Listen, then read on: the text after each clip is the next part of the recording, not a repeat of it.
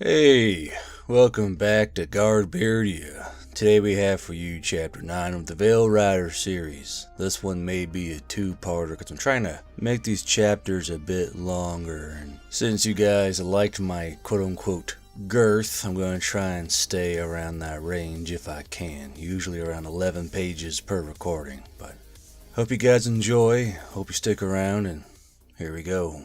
Yule brought Brita back to the Sparkling Unicorn a few hours later and dropped her off in her room, telling the guard outside to let her go back and forth but with someone accompanying her. It was evening, and Yule hadn't eaten much except for stall snacks and needed something more filling. Down in the Sparkling Unicorn's main dining area, it was hopping and popping as normal, with a solid amount of the Veil Riders gearing up to hike it to the Pleasure District. Yule didn't approve of it, but the money made from selling blueprints for advancements in the city was spread evenly, as it should be, and they were able to spend it as they saw fit. Why they chose to spend it on flesh, Yule would never know. He sat down at one of the long tables near Gremlin and a few other Veil Riders who ate and chatted, while Chickily snored drunkenly from a chair in the corner, curled up and drooling on himself. "Howdy, Gremlin. How goes it?" Her eyes had their usual sleepy bags under them, but she seemed to be in a chipper mood. "Got all my drones recharged. Besides that, been mostly trying to figure out how the time thing works, magic in general, why there's not enough gravity here for the size of the planet, that kind of stuff. Trying to solve all the world's mysteries, are you?" Yule waved at a barmaid, who whirled through the many chairs and tables to see what he wanted. He asked for tea and whatever they were serving for dinner, and she rushed off to the kitchen to put it in. Yule then went on to tell Gremlin what he was told by Brita. "Acting buddy-buddy. Buddy-buddy how? We talking drinking buddies or old frat brothers buddy-buddy?" Gremlin was multitasking, trying to eat around her laptop and talk to Yule while simultaneously playing a match of Civilization 3. The elves of the inn were worried she wasn't eating enough and were constantly plying her with food. This seemed to have jump-started something in her, and now she was constantly in a state of either eating or teching, while sleep seemed to always be on the back burner. "Don't know. All she said was buddy-buddy but didn't really elaborate. You don't think they're in on it, right? In D&D, there's always stuff like changelings running around, doppelgangers, fae who lived for centuries. That couldn't happen, right?" Yule turned to Gremlin and saw that the entire table had gone quiet, and Gremlin's mouth was in an odd, appreciative grin, her teeth showing brightly blue and green in the glow of her laptop. "Yule, you're not going conspiracy on us, are you?" Veil Riders exchanged glances and smiled to each other, while leaning in to listen further. "Well, come on now, I'm not talking like Illuminati or something, but what if something passed through and has been guiding humans back to the Veil?" Yule suddenly felt stupid as soon as the words left his mouth. "Oh, you mean like secret societies that are based solely on conspiracy theories?" Gremlin asked wryly, and folded her hands under her chin while the other Veil Riders at the table began pulling out their notebooks. "Oh, Yule, I knew you would fall to the dark side with us." All Yule could do was lean back in his seat with a look of dawning defeat, as the table suddenly erupted in a chorus of chatter, with Gremlin shouting, "I told you so! I fucking told you!" over the lot of them. It appears that under Yule's nose, a lot of Veil Riders had been weaving their own web of theories about what was going on all this time and how it may tie into the mythos of home, including such things as Stonehenge, the pyramids, Nostradamus actually being a really tall dwarf, Da Vinci being a valley elf, and of course the secret societies that worked in the shadows. The barmaid walked back over and began setting down Yule's food and drink in front of him, being sure to brush her chest on his shoulder as she did. She looked down to see if he was paying attention, but instead of seeing lust for her flesh in his eyes, he was instead staring with soulless dread at his Veil Riders, who were now gesturing wildly and yelling at each other while holding up their notebooks. The barmaid stared with him, and furrowed her brows at the Veil Riders as they ranted, still holding on to his mug. They're ruining my chances every damn day, she thought to herself, and huffed, releasing Yule's mug and sauntering away back towards the kitchen. The Vale Riders and Gremlin were now almost yelling at each other and pointing at Yule, who just tried to pretend the butter was saying nice things to him as he spread it on his bread. Even Yule thinks there's something going on, you heard him say it. Gremlin spun around her laptop and began tapping the screen. Look, it all makes sense if you plot the major events along with the supposed intervals that the two sides of the Vale align in time. For all we know, the grassy knoll shooter could have been a fairy. This comment made the entire table uproar, and other Vale Riders overheard and walked over to throw in their 2 cents. While they argued around him, Yule sat in the middle, doing his best to just eat his food and not feed into what he started. As a ball of paper bounced off his head and 2 Vale Riders began a loud argument over whether or not Franz Ferdinand could have been killed by a rogue elf, Yule quietly wished he had just kept his mouth shut. From the main bar, a few of the Valley Elf barmaids were watching the event unfold with amusement. None of them knew what was being said, but it certainly seemed like a heated discussion. Looks miserable, don't he? Any luck with wooing the pure and noble Yule, Callie? Fuck off, Celia. Callie strode past them with a face rife with indignation and shoved open the door to the kitchens with fire. The rest of the girls laughed at her expense before one turned to Celia. Pure and noble? What are you on about? I've seen him eyeball a leg or two during breakfast. Celia shrugged while cleaning some of the tankards with a wet rag. He's one of the few that don't travel to the pleasure districts or hit on anything with a hole between its legs. Chickily there. She nodded her auburn-haired head towards the still snoozing harpy. Says that Yule has even been fighting off that Himalayan matriarch. Yetha says that he even rebuked the head sorceress that first met him, and herself. She tried offering to help him bathe and he locked her in the closet. The guy's a strange one for sure. Strange? No. Sad? Perhaps. All the girls looked at Alevara, the second in command when it came to the inn. She was an older Valley Elf, and she watched Yule slowly drink from his mug as Gremlin desperately tried to get him to look at her screen and tell the rest of the Vale Riders she was right. Alevara's hair was a rarer crimson color, and her eyes followed the same touch of red, being called one of the blood-touched. She also had the ability to grift the thoughts of others and steal ideas. She could not mind-read per se, but could surf on the waves that people who don't mind themselves send out as they think or remember. It helped her pick up on the people who didn't pay their tabs or were sneaking away with the cutlery. Alevara stared at Yule with her arms crossed under her ample chest as she did on many nights, and felt the same waves of self-doubt and loss. I think Yule had a wife at one time. When he catches himself staring at a rump or thigh, he gives off huge waves of shame and sorrow before closing himself off. From how he acts and how he feels, he may have lost her violently, or in a way he was not okay with. Alevara slapped Celia on the shoulder with the back of her hand and pointed at Yule. Get him more tea and be nice about it. Don't go pressing your tits against him like that tart Callie. Celia grumbled and rubbed her shoulder before going into the kitchen to grab another mug for him. Alevara looked back at Yule and leaned down onto the counter to rest on her elbows, her chin perched on her hands. Her scarlet-tinged eyes bore holes into Yule as he tried to make his Vale Riders calm down and talk in a lower tone of voice. She was able to worm her way in and pick out a single thought, as Celia distracted him by putting down a fresh mug of tea and picking up his empty one. Of course, he was already distracted by his men-at-arms, all of them trying to get him to agree with whatever it was they had written down on their pads of paper. Alevara murmured under her breath as she snatched up his thought, his memory, and ferreted it away inside her own mind. Not like she used to make, eh? Good to know. I'll see you at breakfast then.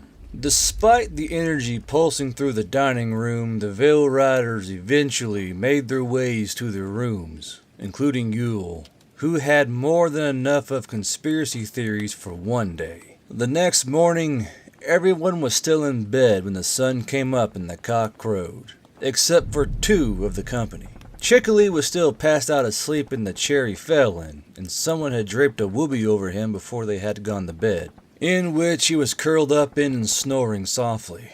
Downstairs with him, Yule was already busily scribbling away at the paperwork and writing his reports to Coco, so he could stay in the loop. Beside him, Eris was having breakfast and sipping tea, waiting for Yule to finish up with his letter so she could take it to Zerg Company. Eris kind of liked this morning ritual she had fallen into, but was worried because it always seemed like Yule never slept, always waiting for her when she arrived just as the sun was rising. As he wrote, he would always buy her food and make sure she had the energy for what the Harpies called the Zerg Run, ferreting mail and correspondence between the two companies of humans. Yule always made sure she drank her tea for some reason, and wouldn't let her set off until the bowl of whatever they gave her was empty and the mug drained. Eris didn't like the stuff they put in the mugs, but Yule seemed to think it was important, so she put up with it. It was the most stable time of her life, as far as she could remember, and this weird little ritual was like the cornerstone of her day. Eris leaned over to peer at the letters Yule had spread around the tabletop as she held her mug in her wing digits. She could recognize the language of the Valley Elves and the runes of the dwarves, and could pick up on a little of what Yule was doing. It seemed that he was trading information to the dwarves on something called a blast furnace, and a kind of bell that helps make steel. To the Valley Elves, he kept mentioning some kind of special mold on bread, which they were equally keen to learn more of. Eris raised her eyebrows over the rim of her mug as she saw the number of zeros after the negotiation prices, and quietly pondered if any of the Veil Riders under Yule were into bird women. She would have tried with Yule, but he never seemed interested, and she wasn't going to push the issue. That and, she thought with a shiver of fear, Severus was trying to get her claws into him, and the butcher would probably turn her into fillings for a pillow if she got in her way. Eris turned her head as she slurped, and saw that one of the night workers was here this morning, the one with the red hair and eyes like that of a coal fire. Her large eyes swiveled back and forth from Yule beside her to the woman walking over. Alevara had another mug in her hand, a bit larger than Eris's and not made for harpies to hold. She had spent the better part of her morning trying to figure out the concoction that Yule's wife used to make for him during his breakfast, and believed she had done it. She wore something a bit prettier than what she usually would, adorning her ears with winding silver dragon jewelry and a dress that gave her hips a little more sway than they really needed. Yule stopped scribbling for a moment to flex his hand, grumbling, annoyed at his aching wrist. Eris gave him a quick pop in the ribs with her elbow, and when he looked over at her, she nodded forward towards Alevara while still hiding behind the rim of her mug. Yule gave his head a wiggle to make sure the amulet was touching his head under his patrol cap. Alevara? Yule mused, still flexing his writing hand while rubbing his wrist with the other. You're here awfully early. I thought you didn't like working the mornings. I don't, Alevara said with a grin, and placed a mug softly down in front of him with a slight thump of the wooden tabletop. I had an idea and wanted you to try it for me. This one isn't poisoned.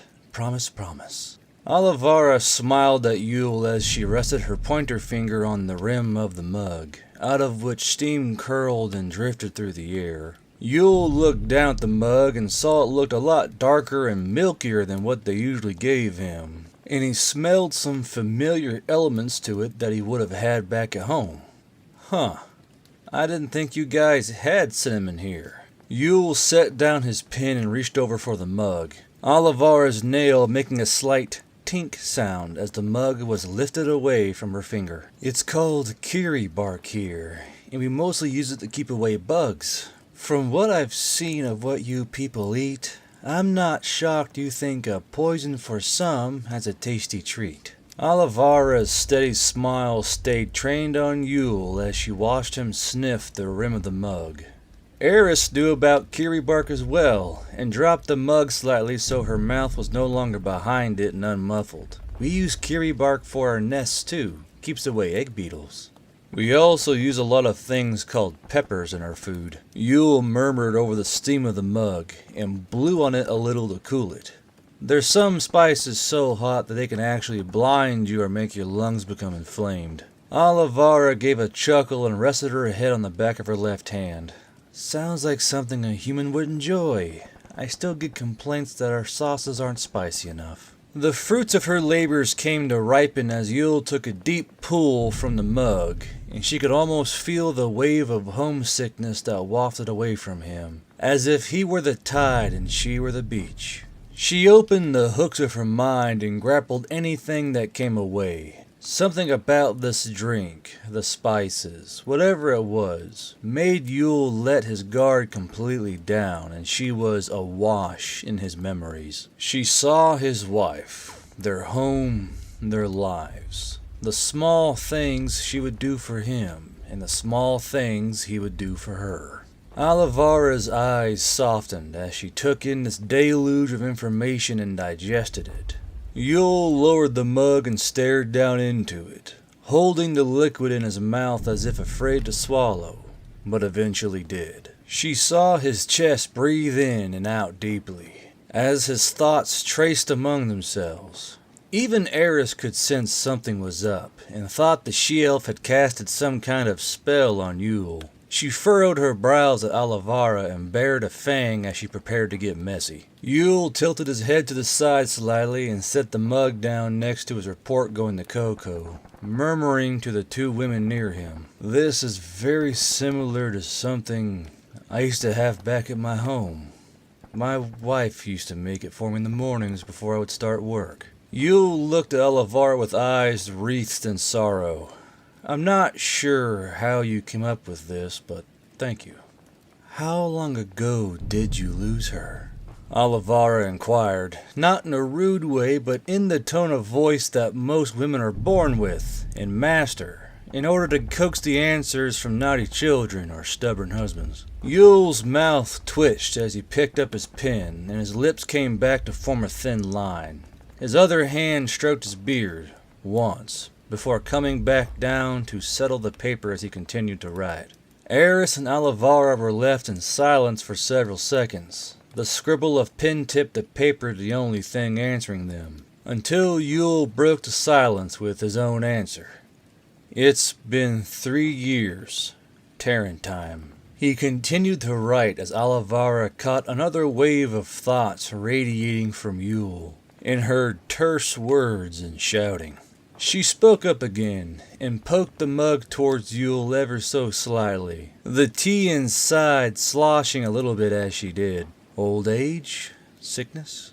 Yule kept writing, formulating his answer in his head as he remembered the entire scene from start to finish. The same scene that has plagued his dreams for 3 years.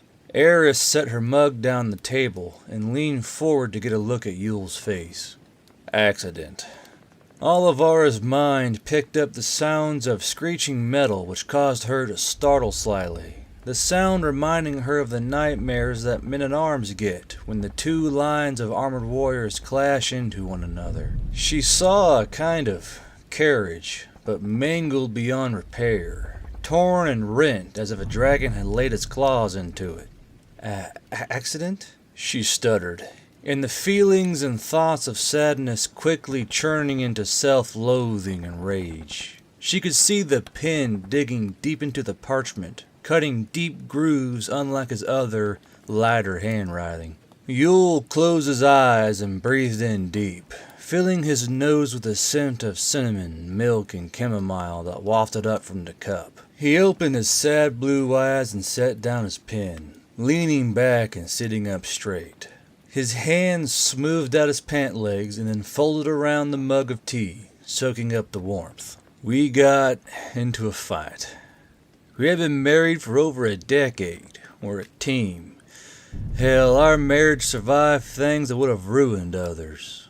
One day we got into a stupid argument over paint, of all things. She wanted the room purple. Yule looked at Alevara with a bitter, forlorn look. I wanted it gray. I told her she always got her way with everything else. I just wanted my office area gray. She said purple would make me feel better. Yule picked up the mug and took another drink from it, before exhaling out his mouth and setting the mug back down. I'm a bitter man. I know this. My experiences in the military, private security sector, just dealing with people, made me so bitter. And I always tried to scrub it away when I was around her. For some reason, I don't know, I was having a bad day, stress of work, and I snapped at her. Yelled at her like I would have a naughty soldier.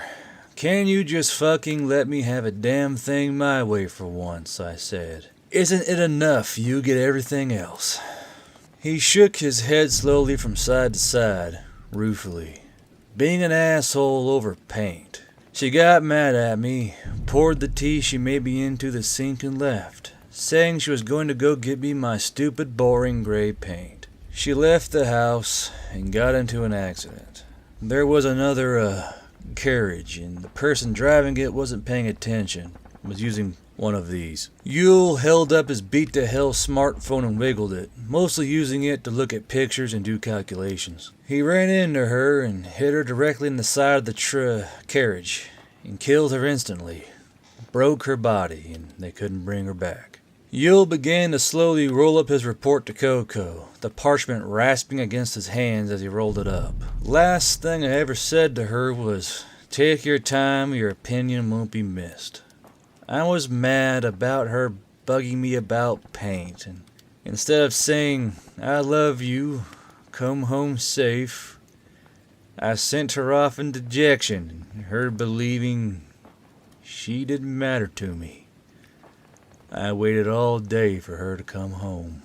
Alevara saw him from his point of view, sitting on a porch step and wringing his hands as he stared down the roadway. Then saw him check his phone, put it up to his ear, hear some kind of voice, and then turn off his phone. He did this what seems like 30 times or so. He wound the scrolled up paper in its bindings and began heating wax on a little candle nearby. Yule's eyes were heavy with emotion, but he wrinkled his nose and grimaced, a deep frown scoring his face. Police came by, or guards, if you will, and told me what happened. I had to go identify her body and fill out the paperwork. He swirled the rolled up paper in front of his eyes as the wax was melting. I still see her bruised and cut up face when I sleep. And knowing that in that head of hers were my last words imprinted on her soul. I said I was sorry and bawled like a baby over her corpse as it lay there on the rack.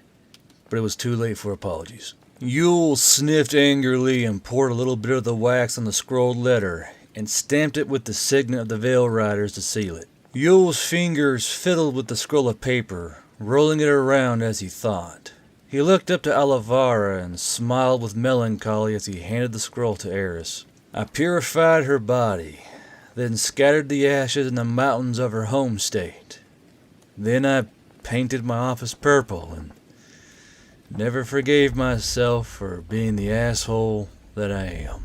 Eris reached up slowly and took the scroll gently, her eyes wide with the sudden revelations of the human man beside her. Yule looked over at her and gave her a little pat on the shoulder. "You're free to go, Eris. Be safe." Eris nodded and stood up awkwardly, stuffing the scroll into her leg harness while looking back and forth between Yule and Alevara. The elf looking a bit stricken and a bit remorseful herself. Eris wasn't sure what to do or how to leave, having never been sent off by Yule in such a fashion. She hopped on the balls of her clawed feet a few times, trying to make up her mind, before hugging Yule from behind as best as she could. She thumped her wings on him a few times, and Yule just chuckled sadly, patting his hands on the joints of her wings where her claw grips were.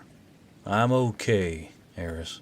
Eris disengaged her hug and cleared her throat before she spun on her avian heel and trotted out of the sparkling unicorn, stumbling around the door and closing it behind her.